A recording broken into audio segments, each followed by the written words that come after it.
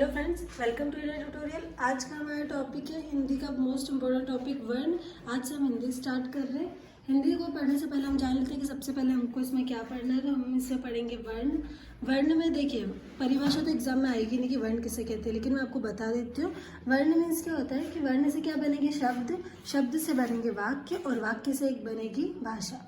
ठीक है। अब अगर वर्ण की परिभाषा की अगर बात करें तो वर्ण की परिभाषा बिल्कुल शॉर्ट एंड स्वीट में बोले तो वर्ण भाषा की वह इकाई है, मतलब वह छोटी से छोटी इकाई है जिसे हम क्या कहते हैं, वर्ण। ठीक है। वर्ण कितने टाइप्स के होते हैं? 2 टाइप्स के होते हैं। एक होता है स्वर और एक होता है व्यंजन। स्वर मीन्स हम जैसे इंग्लिश में बोलते हैं वॉवेल्स, और इसको बोलते हैं कंसोनेंट। वॉवेल्स क्या होते हैं? टोटल 11 टाइप के होते हैं, लेकिन मेन जो मुख्य है वो देखिए। सबसे पहले हम बात करते हैं कि इसकी मात्रा के आधार पर। मात्रा के आधार पर अगर बात करें तो मात्रा के आधार पर जो वॉवेल्स होते हैं वो 3 टाइप्स के होते हैं। ह्रस्व स्वर, दीर्घ स्वर और प्लुत स्वर।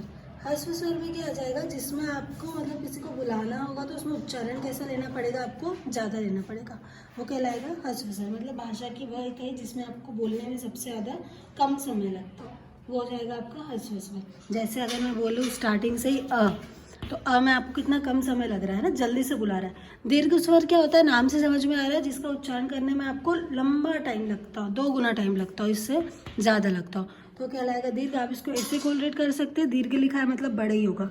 प्लुत स्वर की बात करें तो प्लुत स्वर वो स्वर होता है जिसमें क्या होता है, इन दोनों से सबसे ज़्यादा टाइम लगता है और मतलब रुक जाते हैं। फॉर एग्जाम्पल अगर मैं बोलूँ, कोई मैं अगर यहाँ पर खड़ी हूँ और मुझे कोई दूर एक पर्सन है उसको बुलाना है, तो मुझे बहुत तेज आवाज़ में बोलना पड़ेगा उसका नाम, और उसके नाम बोलने से पहले बीच में कुछ डिस्टेंस भी आएगी, रुकना भी पड़ेगा, तो कहलाएगा प्लुत स्वर।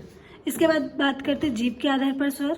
जीभ के आधार पर अगर बात करें तो सबसे पहले होता है अग्र स्वर। अग्र स्वर क्या होता है कि बोलते टाइम आपको अग्र का यूज़ करना पड़े। अग्र मतलब आप आगे की साइड का यूज़ करें, वो कहलाएगा आपका अग्र स्वर। जैसे ई मतलब आगे का आपको उच्चारण करना पड़े। ठीक है। अब बात करते हैं हम नेक्स्ट मध्य स्वर की। तो मध्य स्वर क्या होता है कि अगर हम जब भाषा का जब उपयोग करते हैं, जब हम भाषा बोलते हैं, तो हमें मतलब जिन स्वरों का हम उच्चारण करते हैं वो कैसे करते हैं, जीभ का मध्य भाग है ना, जीभ का मध्य भाग यूज़ में लेते हैं। जैसे बोलिए आप तो जीभ का मध्य भाग ले रहे, क बोलिए तो मध्य भाग नहीं हो रहा है, कम है। वैसे आ रहा है हमारा पश्च स्वर। पश्च स्वर में क्या हो जाता है कि आप पीछे की साइड का, पश्च साइड का जो भाग, मतलब आपको थोड़ा सा पीछे जाना पड़ेगा। ओ बोलेंगे तो ओ बोल रहे हैं अपन ना, मतलब थोड़ा पीछे जा रहे हैं। क बोले तो देखिए डायरेक्ट आगे ही आ जा रहा है। तो ये था हमारा जीभ के आधार पर। और अगर ये तो था जीभ के आधार पर, अब ये बात करते हैं जीभ के उठने के आधार पर। मतलब जब आप बोलेंगे तो आपकी जीभ उठ जाएगी अपने आप। देखिए ई बोलिए, जीभ कभी भी टच नहीं हो रही है ना, ई वो में टच नहीं हो रही। अब बात करते हैं होठों के आधार पर स्वर। होठों के आधार पर अगर स्वर की बात करें तो मतलब नाम से समझ में आ रहा है कि जिनमें हमको होठों का यूज़ करना पड़े। तो ये भी 2 टाइप्स के होते हैं गाइस।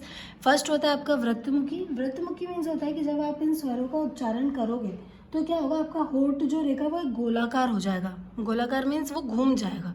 ठीक है। जैसे व्रतमुखी में आप ऊ बोलिए तो आपका जो ऊ बोलना, ऊ इसमें क्या हो रहा है, होठ जो है हमारा घूम रहा है। इसको प्रैक्टिकल आप खुद भी करके देख सकते हैं। आप क बोलिए, क में बिल्कुल नॉर्मली बोला जा रहा है। च बोलिए, बिल्कुल नॉर्मली बोला जा रहा है, लेकिन ऊ इस टाइप के जो वर्ड रहेंगे उसमें क्या होगा, आपको होठ को घुमाना पड़ेगा। वही उससे ही समझ में आ रहा है कि व्रतमुखी। उसके बाद बात करते हैं अव्रतमुखी। इसमें लग गया तो मतलब जिसमें होठ नहीं घूमते हो, नॉर्मली होठों का उच्चारण से ही बोले जाते हैं। जैसे आ ई ऊ में हो गया है ना। अब बात करते हैं हवा के नाक से जो उच्चारण होते हैं, या फिर हम इसको बोल सकते हैं मुंह से निकलने के आधार पर। तो फर्स्ट होता है हमारा मौखिक स्वर। मौखिक स्वर मीन्स क्या हो जाता है कि जब आप बोलोगे तो मौखिक बोलोगे, है ना। जिसे हम कहते हैं निर्नुस्मिक भी एक तरीके से बोल जाते हैं, लेकिन मोस्टली एग्जाम में यही पूछा जाता है कि मौखिक स्वर किसे कहते हैं। तो आप ध्यान रखना, जो हवा से जिसका उच्चारण निकलता हो। जैसे आ ई ऊ हो गया, आ ई जैसे हम बोल रहे हैं ना, आ तो देखो हवा निकल रही है मुँह से, ऐसे कर सकते हैं, आप उसको खोल रहे हैं। उसके बाद बात करते हैं अनुनासिक। अनुनासिक मीन्स होता है जिन स्वरों का उच्चारण में हवा नाक से भी निकलती हो, लेकिन हवा जैसे अभी मौखिक में तो नाक से नहीं निकल रही थी, नॉर्मली आ हुआ था, लेकिन अनुनासिक, नासिक आ गया तो आप इसको कोलरेट कर लीजिए कि नाक से भी जो हवा निकलती हो, इसलिए इसे कहा जाता है अनुनासिक। और जो चंद्र बिंदु वाले जो शब्द होते हैं, फॉर एग्जाम्पल हम बोल सकते हैं आँख। ठीक है। तो आँख में देखो थोड़ा सा हमारी नाक में से भी हवा निकल रही है, बोल के देख लीजिए आप। चांद बोलिए तो वो सब हो जाएंगे आपके अनुनासिक। 5th है हमारा घोषत्व के आधार पर। घोषत्व के आधार पर मीन्स क्या हो जाएगा कि घोष का अर्थ क्या होता है। घोष का अर्थ अगर बात करें तो श्वसन का कंपन, या फिर बोल सकते हैं हमारी जो श्वास है उसका जो कंपन होता है, वाइब्रेट होता है, उसे ही हम कहते हैं घोषत्व। मतलब जब आप कोई सा भी ऐसा शब्द बोल रहे हो या फिर कोई सी भी ऐसी ध्वनि निकल रही है जिसमें आपका कंपन हो रहा है, वो सब क्या कहलाएगी? आपकी घोषित। ठीक है, होप सो गाइज आपको ये वर्ण समझ में आया होगा। नेक्स्ट वीडियो में हम पढ़ेंगे व्यंजन। Thank you so much guys for watching the video.